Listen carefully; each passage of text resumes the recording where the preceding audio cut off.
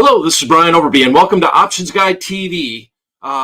Today is January 19th, 2024. The markets are kind of mixed today. We've had a little bit of up, a little bit of down. We're trying to break through to all-time highs on a lot of different indexes. In particular, the SPX is probably one of the most important ones that we've been bumping up against the most recent high, looking to try to make a new high overall in the SPX market. The Fed is kind of wishy-washy in how they've been helping out. There's been rumors that in March, as early as March, that we could have a rate cut of about 25 basis points. The probability of that, according to the Fed Watch tool over at the CME, Chicago Mercantile Exchange, has been fluctuating anywhere between 65% chance of a rate cut all the way down to most recently down around the 50% level. So the economic data has been good, and sometimes good is not good as far as the market is concerned and as far as the Fed is concerned. So a lot of issues with how soon that rate cut might come, but it is pretty apparent that over this, probably by the summer, there will be some type of cut in the Fed funds rate. That has driven the markets higher. Now, on Wednesday's Options Guide TV, we looked at getting a little bearish on the marketplace. And we just did a very short-term short put spread. Now, not short put spread, I'm sorry, very short-term put butterfly spread, looking for a little bit of a movement down in price in the S&P 500 index. We really didn't get it. The market was basically pretty much flat from the point that we put it on. We needed it to come down about 20 points, or about a little less than 0.5%. And the market went up, came back down, went back up. But now we are trending higher as far as the SPX is concerned. So yesterday you had one chance to adjust that trade. And I want to talk about that adjustment. Now on Options Guide TV, we're doing the show at 11 a.m. Eastern time every Monday, Wednesday, and Friday. So yesterday we obviously didn't have a show. But if you were watching the SPX paper trade that we put on, and we were up about 0.5%, about 25 points, it's where the market went against us on that trade. The adjustment, and I'm going to show you the adjustment right now. We're going to talk about that, and we'll look at what that adjustment would have been if you would have adjusted it on Thursday, and that adjustment would have worked. We do have the SPX now at 4,800, a nice big round number, up 19 points on the day, which is about 0.4%.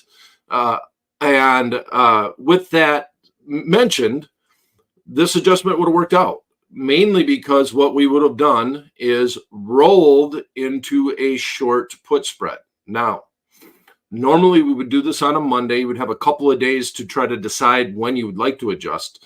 But when it's such a short trade, you have one day, basically by noon on Thursday, that you're going to look to adjust that trade or not, or see where the market is at and let it ride.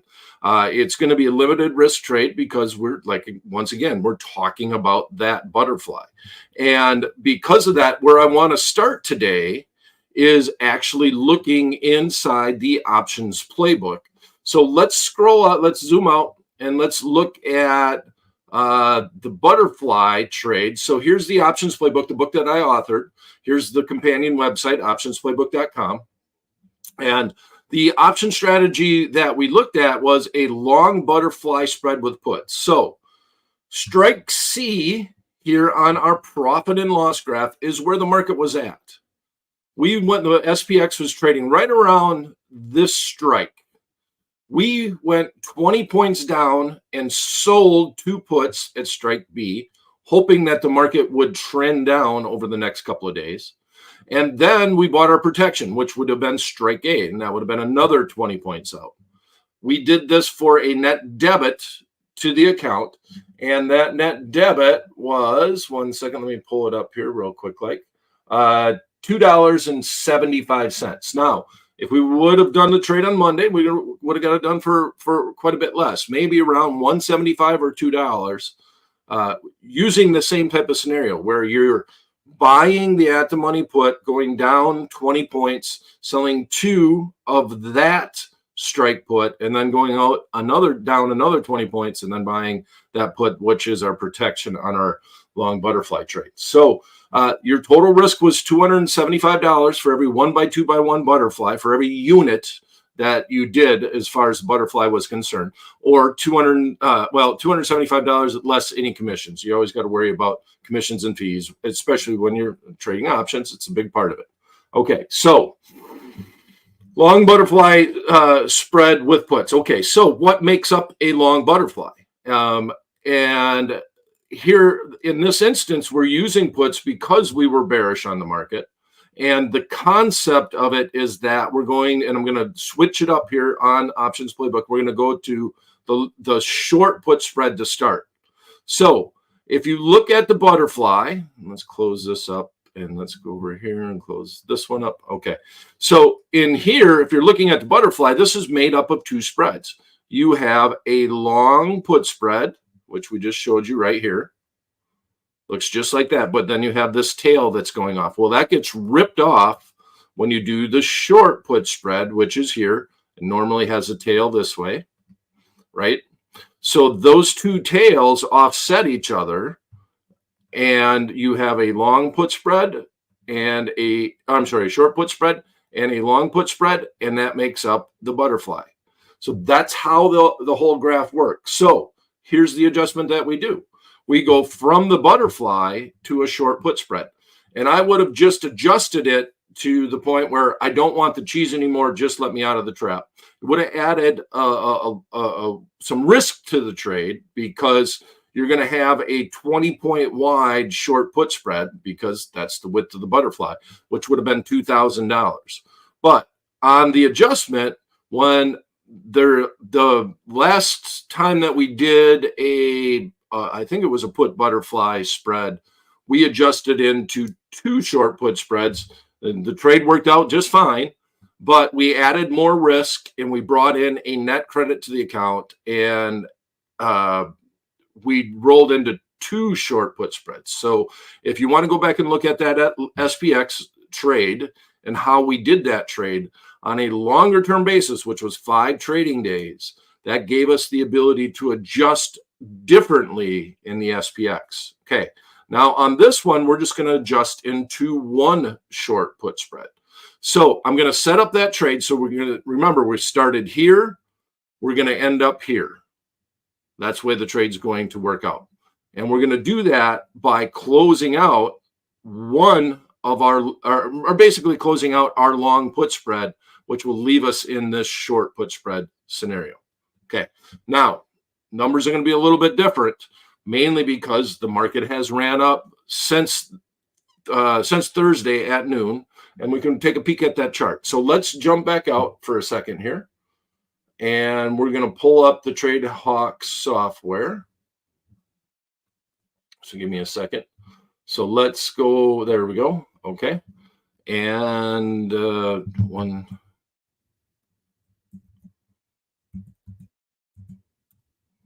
All right, so there we have it, TradeHawk software, SPX.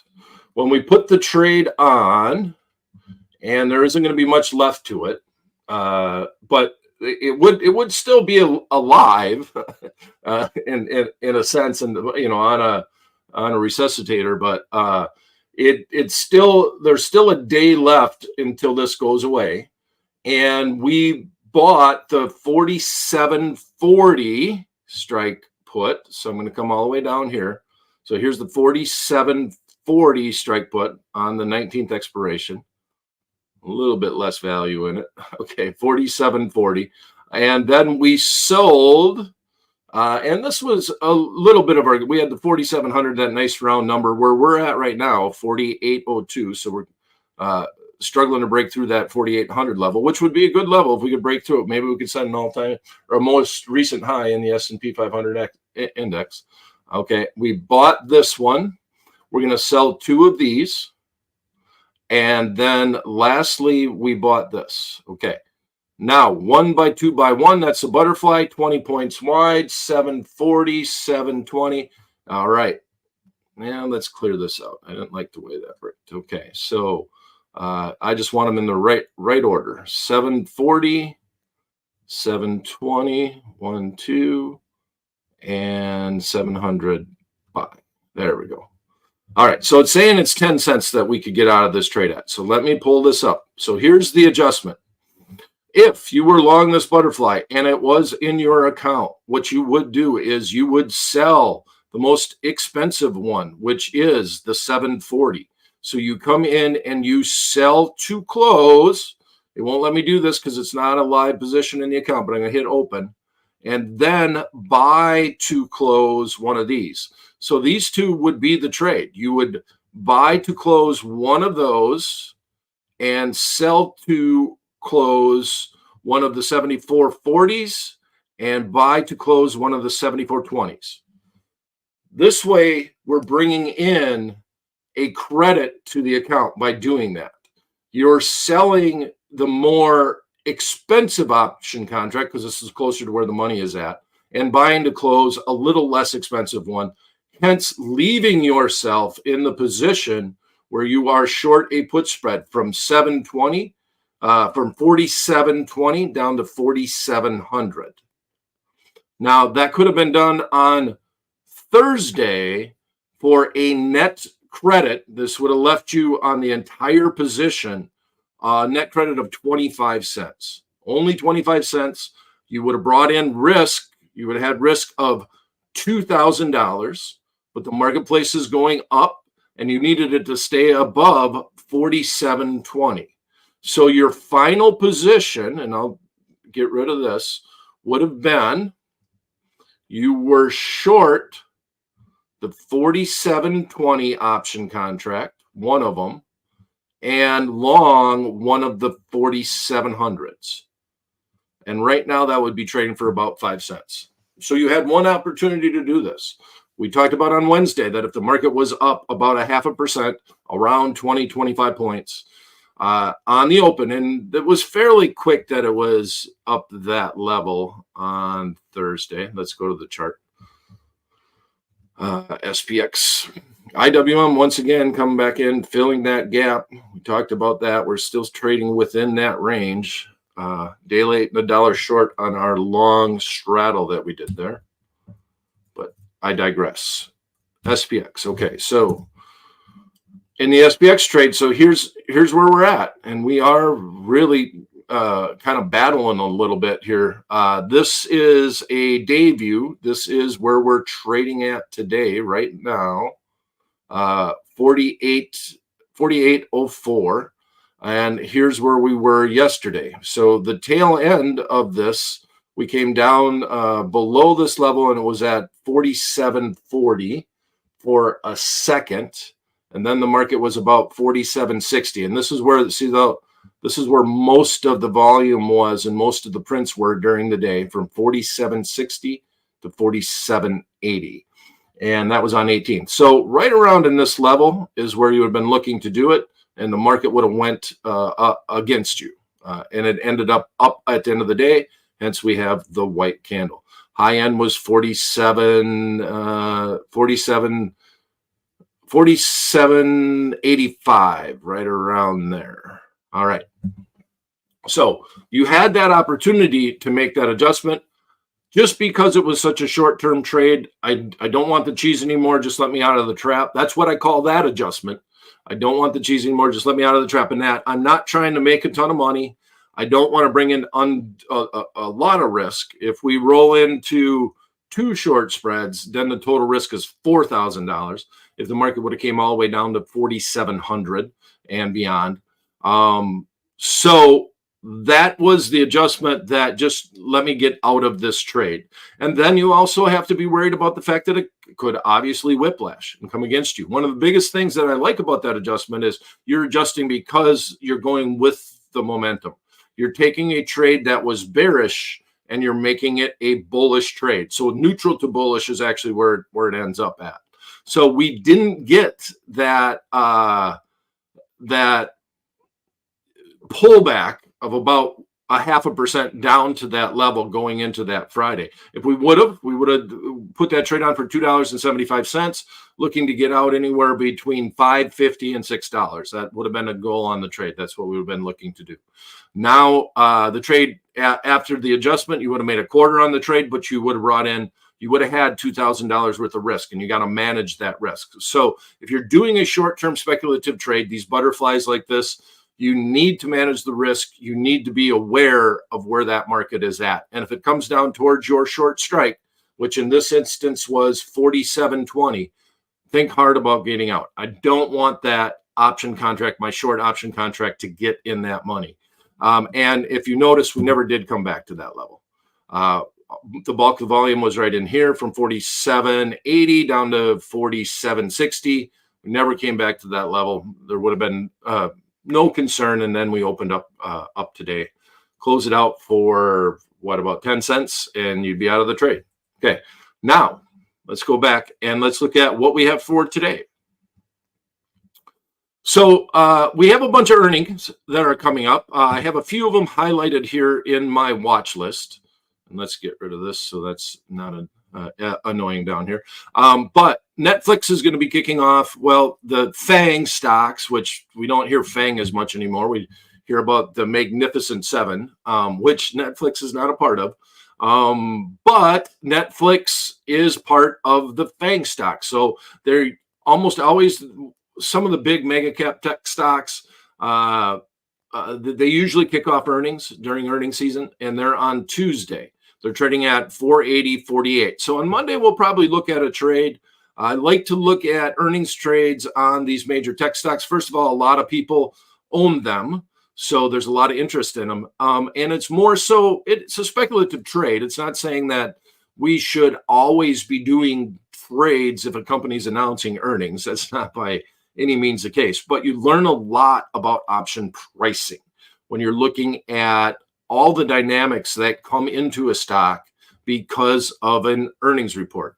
We also have Visa next week. And then after that, the following week, we have Microsoft, we have Google, we have Meta, we have Alphabet. Amazon's got to be in there somewhere too. So all the mega cap tech stocks are going to be announcing either next week or going into February. I think Microsoft and Google are announcing on the same day. It's a Tuesday, and it's going to be in February. All right, so the stock that I want to look at today is PayPal. And this one is more so, I guess I have a little bit of a sordid history with PayPal in that I did own the stock. And luckily, I had a 10% stop in it, but I owned it over COVID, had a decent run up in the stock. And then the underlying stock, all of a sudden, I guess the competition really took over. PayPal was one of the first in the space to make it, quote unquote, safe to buy things over the internet. You know, they used to be attached to eBay. And now there's, with the advent of Apple Pay in particular, is really starting to eat their lunch, not to mention Venmo and, well, just about Amazon Pay. There's a whole bunch of different competitors now that have came into the space. And so it's really hurt PayPal's growth. But the thing that caught my attention is most recently on TradingView, it was diagnosed as one of the most downgraded stocks recently. And I think we kind of just hit a precipice. It's trading at about 11 times earnings. Earnings growth is an issue. They have brought in a new CEO, and he's been impressive on a few of the interviews that I've seen with about PayPal. They're going to be announcing earnings on February 7th. So I want to avoid earnings. So, and you can look at the option chain and you can kind of see here, we do got some volatility in the short term. That I always kind of ignore that because it's got 0 days. That's today. That means we're done trading at the end of the day. But 55% implied vol on the 26th. Then we got February. And this probably has a little bit to do with Visa announcing earnings and some of the other people in the space that will be announcing earnings. Then we come around on February 2nd. We're down to 46. Then we jump back up to 60%, 54, 51, and then we go off. So February 9th is obviously the week that they announce earnings. At least the marketplace is saying that. And if you look at the data, it says February 7th. Yep, February 7th is when they're going to be announcing earnings. So I want to trade the February 2nd 14-day long call spread. I want to trade it going into earnings. We're up already 4% today. Kind of sad about that because I was thinking about this trade yesterday, but I didn't put it on yesterday. But I want to do a long call spread. I want to do a call debit spread that's going to expire in 14 days ahead of their earnings report. Now, other ways that you could look at it, a different trade may be that you want to look at actually doing a time spread. So I'm going to look at both of those today. And if you have any questions about these and you're on the YouTube platform, you can throw it into the chat box on the Tradier YouTube platform, and I can try to address those questions. But this is the one trade where I want to trade around where the stock is at. We're going to take a speculate. We're going to say that this momentum, that we're basically trying to get all the fun phrases that you have, trying to catch a falling knife, hoping that we get the dead cat bounce in underlying stock. It's been so downgraded. Usually when everybody starts piling on, that's when I find it interesting, especially if the chart's kind of looking fairly decent, is when I don't mind buying or speculating on that dead cat bounce. And that's what we're going to look at going into the earnings season. So in this instance, I'm going to buy an out-of-the-money option contract. I'm going to do a short call spread, or I'm sorry, a long call spread, and I'm going to pay. It's going to be a speculative trade because we're going to be using out-of-the-money options. So I want to stay within a 1 standard deviation move. So right now, the underlying in the Trade Hawk options grid, we have the calls on this side, and we have the puts on this side. The most at-the-money option contract is highlighted. I have a 1 standard deviation move shaded. So right out here, if we look at where the 1 standard deviation move is at, it's right around 71, 72. That's usually right about the 16 delta, the 16% chance stock finishing 1 cent in the money on expiration. That's right about where the 1 standard deviation move is at. So we want to stay within that 1 standard deviation move. We are paying up. We do got some implied volatility, and that makes sense. The stock's been downgraded. The stock's been beat up. So we do have earnings. We have competitors' earnings. We have the whole earnings season. So implied volatilities are a little bit high overall. But actually, historical vol isn't bad. Historical is around 52. We're at about a 46%. So just the stock in general has been volatile. All right. So we're going to, the stock's at 64. I was looking at buying the 64s this morning, but now we're around 65. We're going to buy the 66. And we're going to sell the 69. We're going to go 3 points wide on this spread. All right. So we're saying that there is a chance, there is a probability that over the next 14 days that we can get to the 69 level, which is a 26% chance of that happening, according to Delta. And that's finishing, right? The odds of it finishing 1 cent in the money above 69. So we're saying that it's probable. The marketplace is telling us that move is there's some potential, obviously a lower chance, lower probability, and we are speculating on an we're hoping that we get, well, basically the same type of move that we're getting today, which is about 4%. So we're hoping that we continue that momentum, continue it to the upside, going all the way into earnings. In this instance, we are going to pay 86 cents on this trade, and we're going to have $3 worth of upside. So main reason why we're doing the spread instead of just buying this option outright is implied volatilities are fairly high, so you'd have to pay up for them. And on top of it, going into the earnings, we're not using the option contract that has that earnings, so we're just out of range of that earnings February 2nd. So we expect implied volatility to come down. So this is our hedge. This is our protection. All right. So if you take the width of the spread, $3 minus the 86 cents, we're going to be $2.14 of upside. So we're risking 86 cents to try to make $2.14 on this trade. speculative short-term trade based off of mainly the fact that I think the stock is just tired of being downgraded. I think it's just that simple. They're tired of getting beat up. Company's still profitable. It's one of the it's weird to say, but it's the competitors are coming in and really hurting PayPal. So they need to, it was a wake-up call for that underlying stock. It was a darling during COVID, and now it's just getting beat up because a lot of the competitors that came into the space. So let's look for the dead cat bounce, and hopefully we get that type of upside. All right. So let's go and check things out here. Oh, we got a lot of questions in here so far. So, well, to start with, we're getting a couple of questions about changing the time of the show. Change the time of the show. I missed it live. No, it's not true. You did not miss it live. Let's see what question we can adjust the butterfly. Adjust the butterfly to a short put spread on Thursday at 3 p.m. I gotcha.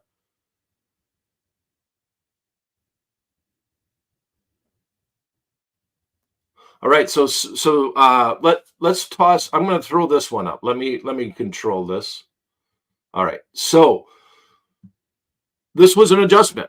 So a different time, and that was the adjustment. So we went from the strikes 47.60 with an alert at 47, ready to exit in case the market goes back beyond 47.60. The trade is profitable. All right. And then just FYI, here's that. So that was an adjustment on the trade, on the butterfly, and I need to learn now another great lesson. Thank you, Brian. Well, I appreciate that. So this is a live show. Please share it with your friends. Share it on Twitter. We're hopefully, on X. We're hopefully going to be live streaming this on X. Not too long from now, we'll be able to live stream it straight to the X platform. But yeah, that's the adjustment. And it's that simple. You're putting on the trade. The adjustment, I'll go back and show what his adjustment was. And we're going to take that short spread and adjust that trade and roll into that short put spread. But it's very important to have the alert on the trade. Make sure that the trade, if it gets down to that level after you make that adjustment, you've added a lot of risk to your long butterfly. On this trade, we got a couple of weeks, but an adjustment could be that we could roll into a butterfly. If the market starts going against us, we can turn this into a long butterfly. Once again, chip in a chair. Don't want the cheese anymore. Just let me out of the trap. But I would only make one adjustment, and that adjustment would be to sell another 66 strike put and then go 3 points down and buy the 63 strike put. And that would put you in a butterfly, bring in a net credit into the account. Now, I would only do that if that spread got close to 86 cents. In other words, here's where the spread is at right now. Let's look at that. We're going to buy that 66. This is the one that we are short, is the 69. So we would be selling the 66 and then buying. No. That's not right. Okay, so we'd be selling the 69.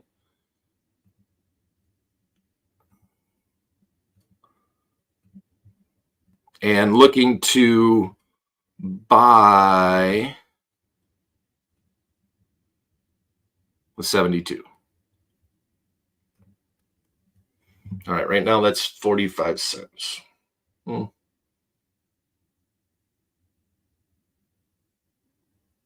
That adjustment's not going to work. We're too far out of the money. We'd have to be more in the money in order to do that. So that would be the similar type adjustment, but it's not going to work. If the market goes against us on this trade, there's really not much we can do. We have a chip in a chair. So sorry to do that little tangent on you, but no, it's not going to work. If the market goes down on us quickly, there's just not going to be much to be able to sell to be able to roll that into the butterfly.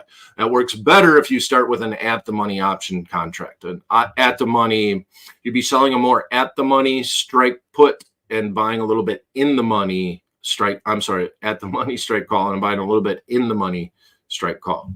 All right, so that that's the paper trade for this week. And I don't see any more questions. I appreciate all the comments inside the chat box. And thank you for coming, everyone. We'll be back on this Monday for the big earnings week in all the tech stocks. So make sure you click subscribe and ring the bell so you get all the alerts for the next Option Guide TV. See you on Monday. Thanks for coming, everyone.